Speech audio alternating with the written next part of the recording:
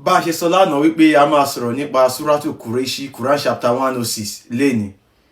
Òun náà lẹ gbọ́ tí ìmáàmù sọ wípé gbogbo ẹni tí ọkọ ẹ̀ ò bá balẹ̀ kó máa lọ ké líláfi Suratul Quraish. Ẹ wá yẹ ká wò kí ni ìdí tí àyà yìí fi sọ̀kalẹ̀. The judge Abu Bakr al-Iri informed us Abu Jafar Abdullah ibn Ismail al-Hashimi Sawada ibn Ali Ahmad ibn Abu Bakr al-Ziri Ibrahim ibn Muhammad ibn Tabis Uthman ibn Abdullah ibn Atik Sa'id ibn Amir ibn Jada, his grandfather, his grandmother Umuhani bint Abi Talib, who reported that the prophet said, Allah has favored the Quraish with 7 characteristics which he has never given to anyone before them and will never give to anyone after them. Wọ́n ní Allah ti ṣe nǹkan méje kan fún àwọn ìran Quraishi tí kò ṣe fún àwọn ìran kan tẹ́lẹ̀ rí, tí kò dẹ̀ ní ṣe fún ìran míì lẹ́yìn ìran Quraishi. Kí ni àwọn nǹkan náà? A post of Khalifa is given to one of them. Ipò olórí tí Islam bá ti gba ilẹ̀ yín tí gbogbo yín ti di Mùsùlùmí, àwọn tó máa darí ilẹ̀ yín tó máa pàṣẹ fún yín, àwọn Quraishi ni. The custody of the sacred house is assumed by someone from among them. Ẹ̀mí tó máa ṣí Kaaba tó máa ti ọmọ Quraishi ni. Giving water to the pilgrims at the Sikaya during Hajj is undertaken by someone amongst them. Ẹni tó máa fáwọn èèyàn lómi ní tó bá ti lọ sí Hajj, omi Zamzam, ọmọ Quraishi ni. Prophethood is given to someone amongst them. Ẹ má gbàgbé pé Muhammadu ará Quraishi ni, ibẹ̀ náà ni ọmọ Quraishi lòun náà.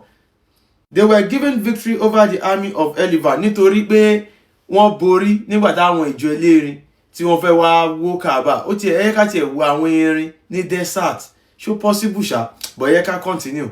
Nígbà tí wọ́n fẹ́ wá wó Kaaba, àwọn ìjọ elérin torí pé wọ́n borí ní àyà yìí náà ti ṣe sọ̀kalẹ̀. They worshipped Allah for 7 years, during which none worshipped him. Nígbà tí gbogbo wọn kọ Allah sílẹ̀ tí wọ́n sin ṣìgìdì Allah, àwọn Quraishi dúró ti ṣìgìdì Allah, wọ́n sin ṣìgìdì Allah nìkan. And a surah has been revealed about them in which none but them was mentioned. Wọ́n wá sọ àyà Qur'ani kalẹ̀ fún àwọn ará Quraishi tó yẹ pé wọn ò dárúkọ àwọn ìran míì. Òun ni àwọn àfáà sọ pé kẹ́ máa kà, ó máa tọ́ṣòro yín. Ẹ wá yẹ ká lọ ka Suratul Quraish ní èdè abínibí. Quran chapter 106, kẹ́ tẹ́wọ́ báyìí kẹ́ wá máa ṣe àmì. Nígbà tó jẹ́ pé wọ́n ní Suratul Quraish ó máa tán gbogbo ìṣòro yín. Wọ́n ní ìkẹ́ láti ọ̀dọ̀ Allahu fún ìdílé Quraishi láti wà papọ̀ nínú ààbò. Fún wọn láti wà papọ̀ nínú ààbò lórí ìrìn àjò wọn ní ìgbà òtútù àti ní ìgbà ooru.